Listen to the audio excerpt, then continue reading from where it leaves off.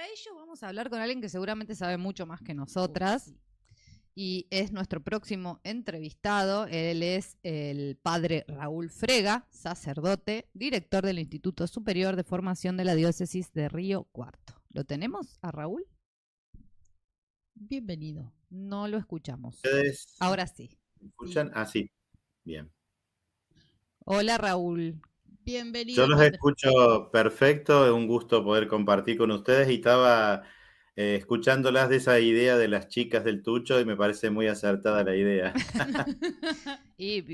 Bueno, vos corregime, Raúl, pero el padre Tucho es un padre muy popular, no solo en el sur Sí, de sí. Córdoba o en Córdoba, pero En bueno, todo ha el estado país y muy... bueno, ahora tiene referencias internacionales. Ha sido mi párroco de la adolescencia, yo vengo de la parroquia de Santa Teresita, así que desde los 14 años ha sido, bueno, quien me ha orientado antes de entrar al seminario, después lo tuve como profesor, formador.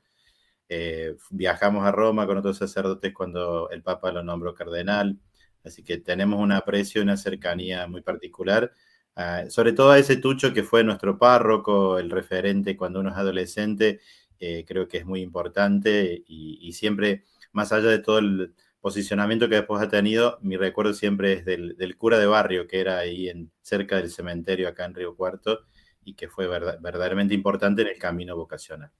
Qué lujo, ¿no? Porque, a ver, contanos, pero dicen que fue el gran teórico al lado de Francisco, el padre Tucho, ¿no? El que Sí, también ha escrito, ha estado colaborando en la escritura de sus documentos. desde el movimiento de Aparecida, que fue una reunión de los obispos de América, antes de que el Papa fuera elegido, Francisco ya había puesto su mirada en Tucho, después él fue rector de la Universidad Católica, promovido por el cardenal, y evidentemente que después al ir a Roma, siempre estuvo trabajando, ayudándolo en los escritos. Siempre los papas tienen asesores y aquellos que lo ayudan, obviamente que el Papa no puede hacerlo todo, y en ese sentido Tucho siempre ha estado presente, hasta que en el 2023, bueno, lo nombra prefecto de la Congregación de la Doctrina de la Fe, que es como el dicasterio, uno de los más importantes. Pensemos que allí, por ejemplo, estuvo el cardenal Ratzinger, que después será el sucesor de Juan Pablo II, o sea, es un puesto muy importante y que lo ha tenido hasta este momento de la muerte, que cuando el Papa muere, todos los cargos de la Curia Vaticana cesan hasta que el Papa que sea elegido Sí. pueda confirmarlos o renovar sus colaboradores. Bien, bueno, ¿y cómo ves, Raúl, este cónclave que inicia hoy? ¿Cómo se está viviendo esta elección? ¿Qué se dice sobre las posibilidades, ¿no?, de la continuación o no del legado de Francisco? Primero que tenemos que decir que es el cónclave más numeroso de la historia de la Iglesia. Siempre había un cupo de 120 electores, reformado esto por Pablo VI en a mediados del siglo pasado. Francisco había nombrado más porque se preveía en este año que varios cardenales iban a cumplir los 80 años y por lo tanto iban a quedar fuera del colegio cardenalicio. El Papa va haciendo nombramientos porque nunca se sabe cuándo va a ser el momento de su muerte. Entonces, en este momento, el número de cardenales que podían votar, porque son menores de 80 años, son 135. Hay dos que no lo hacen por problemas de salud. Entonces, tenemos un colegio cardenalicio y un cónclave, por lo tanto, muy numeroso de diversas regiones, más de 70 países, lo cual hace también una diversidad cultural, sociológica, lingüística muy interesante, que era muy propio del pensamiento de Francisco, pero que tiene también como sus desafíos, porque no es lo mismo llegar a los 2/3 con ciertas uniformidades, ya sea geográficas, políticas o sociales, con esta diversidad. Pero también creo que le da su riqueza y su importancia. Primero eso rescatar. Y después está el debate que algunos lo han graficado si el Papa va a ser sucesor de Francisco, sucesor de Pedro. Mm. Están las dos cosas. Hoy el cardenal Red, en la misa que se celebra siempre antes, dijo, el Papa que se elija es el sucesor de Pedro, es Pedro volviendo nuevamente entre nosotros. Y evidentemente que también hay una asociación de Francisco, no podemos evitar todo el legado que Francisco ha dejado y evidentemente que los posicionamientos van a ser leídos en referencia a si el Papa toma algunas cosas de Francisco, toma distancia. Yo creo que lo importante, y porque el Papa Francisco también lo decía, era iniciar procesos. El Papa, en uno de sus escritos más importantes, primero, Evangelii Gaudium, dice, no hay que ocupar espacios de poder, sino más bien iniciar procesos. Y creo que eso fue la política que él generó. Por eso algunos también le criticaban que no tomara decisiones más profundas o más rápidas. Y él solía contestar esto. Hay que abrir puertas porque una vez que se abrieron las puertas es muy complicado cerrarlas. Entonces creo que Francisco abrió puertas, hay procesos iniciados, cosas que a lo mejor se pueden como corregir o ayudar, no porque estén mal, sino que son parte de esos procesos iniciados. En ese sentido, yo creo que va a ser inevitable que el Papa que venga va a tener que continuar ese camino, poniéndole también lo suyo, porque en esto Francisco tampoco fue un Papa disruptivo, si bien muchas cosas fueron muy impactantes de sus enseñanzas, de sus gestos, él tomó, creo que lo mejor también de los últimos papas, tomando distancia de aquellas cosas que le parecían que eran secundarias y potenciando otras, pero creo que también el mismo Francisco puede ser leído como un papa que continuó lo mejor de los anteriores, dándole su gran aporte, que era un aporte latinoamericano, fuera de las de cierto boato, diríamos, o de cierto orden externo, y volviendo a lo esencial. Y hablando de esas puertas, ¿no? que Francisco abrió y de esos procesos que impulsó, sosteniendo que el tiempo era superior al espacio y que la unidad prevalece al conflicto, digo, sin negar el conflicto, además, porque cuando se abren procesos, la trayectoria de los hechos y los actores jugando, por supuesto que va determinando lo que acontece en un marco de incertidumbre, pero digo, hubo una decisión enorme de Francisco que fue, como bien decías, padre, en algún punto, abrir la iglesia. Definitivamente posicionar en un lugar central la voz del pueblo ligado a esta iglesia católica, organizado en sus territorios, fieles a la doctrina social de la iglesia. Digo, los movimientos sociales, la primera vez que la iglesia en los sínodos habilita la participación de la sociedad para discutir qué iglesia querían, cómo vivir en la fe, ¿no? Y cómo vivir en este mundo. Y entonces yo te pregunto, ¿cómo creen ustedes o cómo crees que va a seguir este camino abierto, este proceso abierto por Francisco en relación a los movimientos sociales, a los movimientos populares de base, a los movimientos indígenas, bueno, a la representación popular en cada uno de nuestros países? Yo creo que ese proceso que se llama el proceso sinodal, del cual también he sido parte porque he sido uno de los párrocos elegidos de Argentina para participar de una de esas grandes instancias, va a ser inevitablemente un camino de la iglesia. El Papa decía el rostro de la iglesia actual, lo que el Espíritu le está pidiendo a la iglesia. Después, la particularidad de los movimientos sociales y todo lo que mencionabas era muy propio del Papa Francisco como latinoamericano. Creo que ahí va a tener que ver la sensibilidad del que venga, cómo potencia eso. Pero sí también, y porque eso era importante, lo sabía hablar yo con una persona acá muy significativa que ha trabajado con el tema de la trata y demás, que cuando algo se mete en las estructuras, sobre todo en una institución como la iglesia, es muy difícil sacarlo y queda ya puesto como la semilla que después va creciendo. Tal vez la sensibilidad del Papa que venga pueda estar orientado hacia a otros sectores del mundo, hacia otras problemáticas, pero inevitablemente, ya que los movimientos populares hayan participado de encuentros en el Vaticano, tengan su referencia con los dicasterios que trabajan estos temas, sea parte del magisterio. Pensemos que lo que dijo Francisco para nosotros se convierte en lo que se llama magisterio. Entonces, no es una cosa que el Papa que viene lo puede sacar y borrar. Es parte de la enseñanza oficial de la Iglesia. Después, veremos cuáles son las sensibilidades. Pero esto ya está dentro de la Iglesia, ya llegó al corazón de la Iglesia, que es su enseñanza y también sus organismos de gobierno. Después veremos cuál es la sensibilidad. Yo creo que la única diferencia puede estar allí. Para algunos podrá ser muy significativa, pero yo creo que siguiendo con el mismo pensamiento estratégico, podríamos decir, si hablándolo así de Francisco, él logró eso, iniciar un proceso que es irreversible. Pero también tenemos que abrirnos, creo, a la posibilidad del que venga, cómo va a acompañar ese proceso y, bueno, recordar sobre todo toda la impronta latinoamericana que el Papa puso. El pensamiento latinoamericano estaba detrás de él. Padre, acá, bueno, lo saludan la comunidad que está conectada, escuchándolo, y dicen, le hacen algunas preguntas. Dice, padre, acá hay un gran católico, que es cordobés también, muy devoto del curita Brochero, y dice, padre, queremos saber quién gana, dice.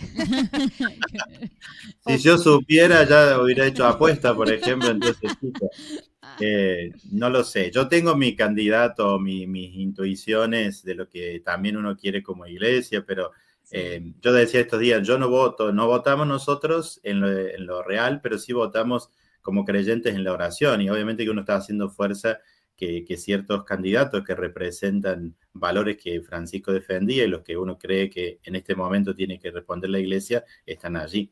¿Quiénes son? Decinos, así rezamos por el mismo. Claro, así hacemos fuerza. ¿Quién es para vos, padre, el continuador, el mayor continuador de Francisco adentro del cónclave? No sé si el mayor continuador, pero sí el que creo que es posible en estos climas que uno lee. A mí un candidato me parece que es el cardenal Grech, que es el secretario general del sínodo. Uno recién me decía el Tucho, hoy bromeábamos en un chat que tenemos los sacerdotes más cercanos, decíamos, si sale el Tucho nos vamos todos para allá a acompañarlo. Qué bien, estaría bueno que sea el Tucho. Uno sabe que, bueno, por ahí la iglesia hace ciertos equilibrios, pero el espíritu puede sorprendernos. Pero creo que, bueno, como decía el cardenal Grech, el cardenal Tolentino de Mendoza también me han hecho referencia. Yo creo que van a conjugarse varios factores en la elección, y todo dependerá también de cómo los distintos bloques y pensamientos o sensibilidades de la iglesia, sobre todo en la primera y en la segunda y tercera votación, se vayan inclinando, porque si hay un candidato que tiene 40 votos, 50 como techo, evidentemente que ese candidato tiene que bajarse, o lo bajan, como quien dice, en las percepciones, porque dice, bueno, ya tiene un techo. Si por 2 votaciones, nos pasa a nosotros cuando votamos alguna delegación acá en los sacerdotes, o cuando ha hecho un voto alguien que es colegiado, la primera votación es sondeo, la segunda empezás a descubrir quién más o menos va, y te das cuenta si el que tiene un techo o el que sigue creciendo. Entonces va a depender de esas sensibilidades. Hay varios candidatos para seguir. No sé si, porque no queremos una fotocopia de Francisco, tampoco sería lo bueno. Creo que necesitamos a alguien que incluso corrija o acompañe lo que Francisco pudo hacer en sus 12 años, porque tampoco era un superhombre Francisco, y tenía también sus limitaciones. Y eso no es dejar de apreciar su gran obra, pero como cualquier persona, tiene también sus límites, y ojalá que el que venga continúe lo mejor de Francisco y pueda también aportar su mirada para este momento. Un cardenal muy cercano a Francisco, que no, el checo, no sé el nombre, a veces los apellidos son medio complicados, Sí. Él decía, no tenemos que elegir al Papa que continúe el del 2013, sino tenemos que elegir el Papa del 2025. Y creo que eso no significa ir en contra de Francisco, sino saber que hoy necesitamos a alguien que con el legado de Francisco impulse a la Iglesia y la humanidad en un nuevo tiempo, porque evidentemente que el mundo que tenemos hoy es muy distinto al de 2013. Si lo hablamos políticamente, hay toda una sensibilidades políticas que en los últimos 2 o 3 años han cambiado muchísimo, algunas que nos asustan a los que pensamos ciertas cuestiones, y otras que son preocupantes. El Papa siempre lo decía, estamos en la tercera guerra en pedacitos, entonces tiene que también ser un hombre que responda a esa cuestión que excede a la Iglesia y que es parte del mundo.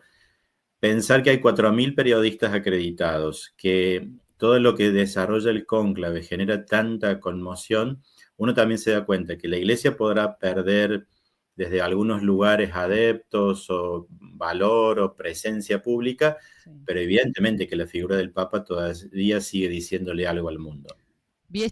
Seguramente la viste, padre, a la foto de Donald Trump vestido de papa, ¿no? En esto de, bueno.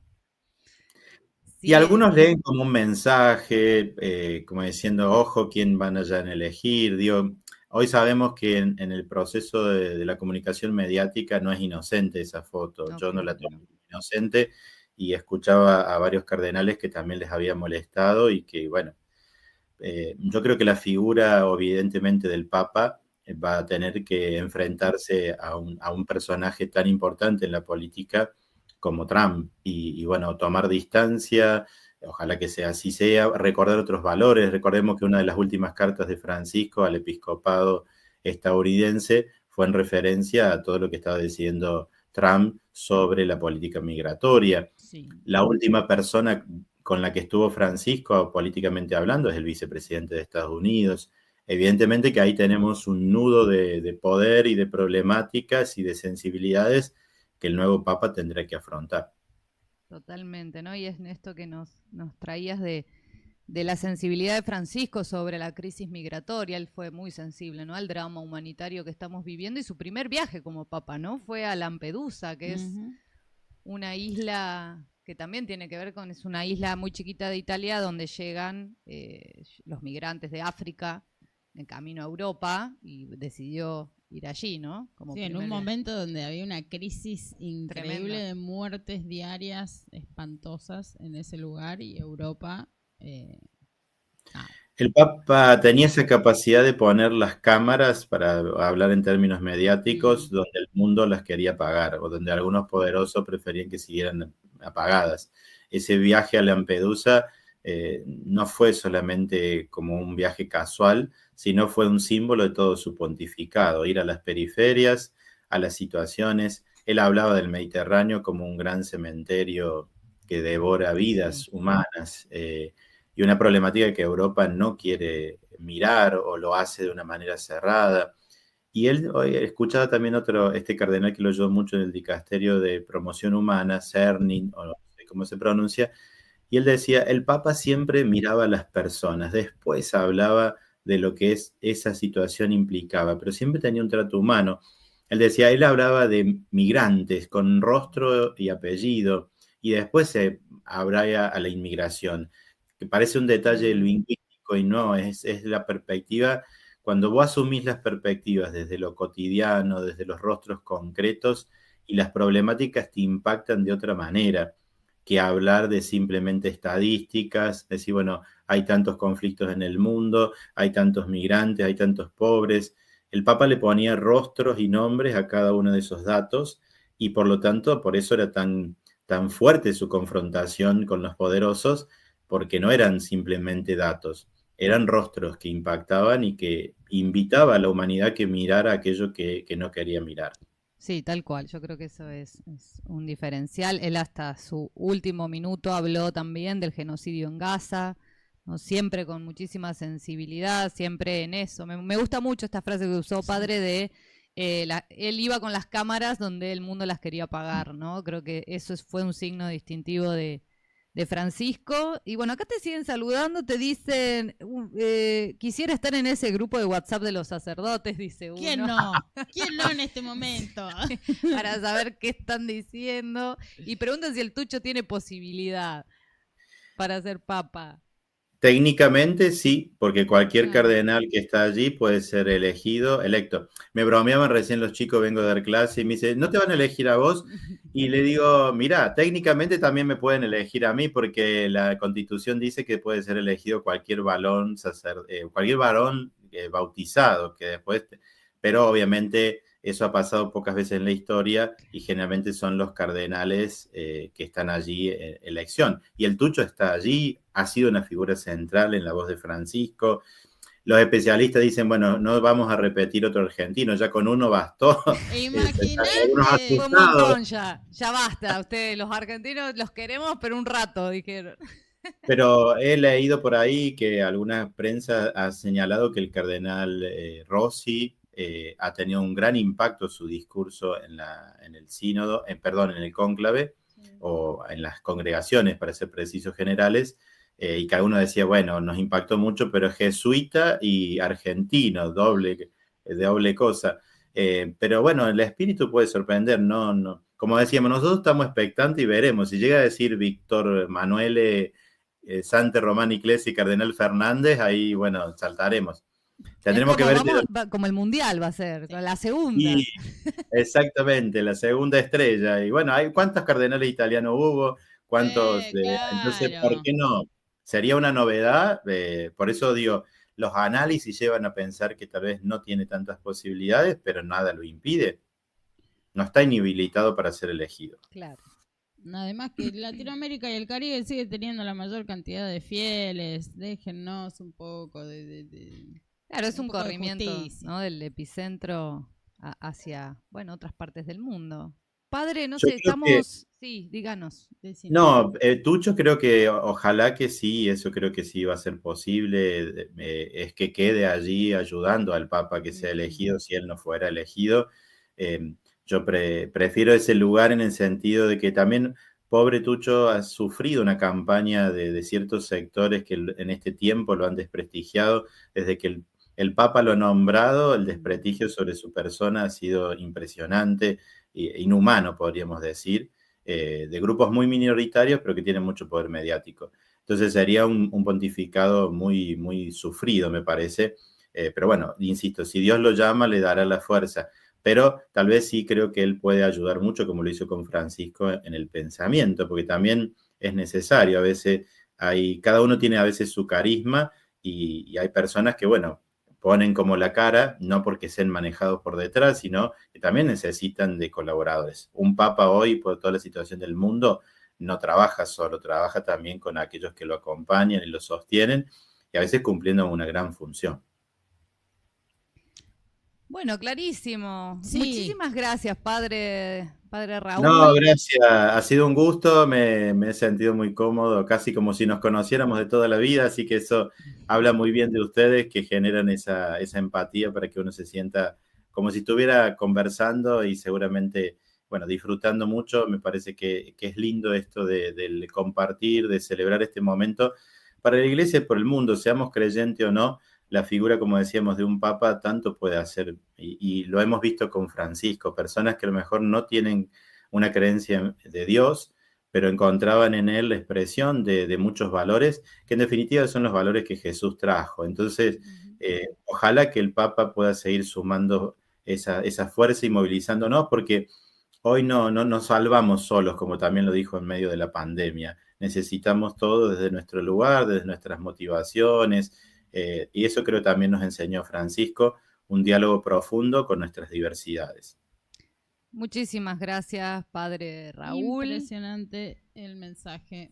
Nos quedaríamos charlando un montón, nada más que se nos termina, ya estamos a 4 minutitos, le mandamos No, y yo tengo que ir a ver la entrada del cónclave también, No, así claro. que... Vamos a... Sí, hay que todo, no nos queremos perder nada, así que te liberamos. Bueno, sí. Muchísimas un gracias. gusto. El gusto ha sido nuestro, de verdad. Y esto, la mejor para el Tucho que se queda por allá también desarrollando tareas, porque viste que una cosa es estar como de jugador poniendo la caripela y otra cosa es estar ahí, taca, taca, taca, armando, no es poco.